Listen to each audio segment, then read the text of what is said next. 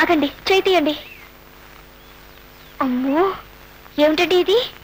ఇలా చెట్లు చేవలో పట్టుకుని పాటలు పాడుకుంటున్నావు ఏమిటండి? తప్పేమైనా పాడేమా? తప్పు కాదటండి మరి. తల్లిదండ్రులు కూడా తెలియకుండా ఇలా ప్రేమించేసుకుంటూ పాటలు పాడుకుంటుంటే అమ్మమ్మమ్మో. కలకాలం ఇలా పాడుకుంటూనే ఉంటావా? పెళ్లి చేసుకోమా? అప్పుడే మీ నాన్నగారి గుండె ఆగిపోదా అని. ఓ అదా నీ భయం. డోంట్ వరీ, మా నాన్నకి ఇప్పటికే 2 సార్లు హార్ట్ అటాక్ వచ్చింది, అయినా గుండె ఆగలేదు. అది కాదండి, మీ నాన్నగారికి ఏమో కట్నం కావాలి. మా నాన్నగారు ఏమి ఇచ్చుకోలేరు. తప్పే చేసిందో రైటే చేసిందో మా అక్కకు జరిగిన అన్యాయానికి ఇప్పటికే మా ఇంట్లో వాళ్ళందరూ కుమిలిపోతున్నారు. ఇప్పుడు నేను మళ్ళీ వాళ్ళని బాధ పెట్టలేను. ఇప్పటి వరకు వచ్చిన పాటలే పాడుకున్నాం. ఇక మీదట ఈ పాటలన్నీ ఆపేసుకుని ఎవరు బతుకు వాళ్ళు బతకడం మంచిది. లక్ష్మి, నన్ను ఒంటరిగా వదిలేసి వెళ్ళిపోతున్నావా? థ్యాంక్స్ మురళి, ఇదే మన జీవితంలో ఆఖరిసారి. వస్తాను.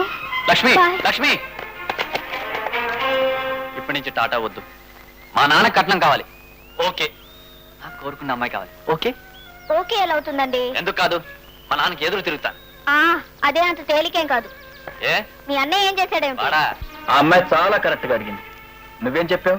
చెప్పడం ఎందుకు, చేసే చూపిస్తాను. నాన్న రాగానే తాడో పీడో తేల్చి పారేస్తాను. Right or wrong? You are 100% right Murali.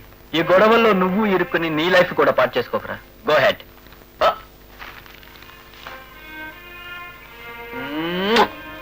మరి ఆ రోజు గొంతేవేంద్రా? పూడుకుపోయింది. నాన్న మీద ఉన్న భయంతోనో భక్తితోనో మూగపోయింది. I'm sorry. ఇప్పుడు సిగ్గుపడుతున్నాను. I'm ashamed.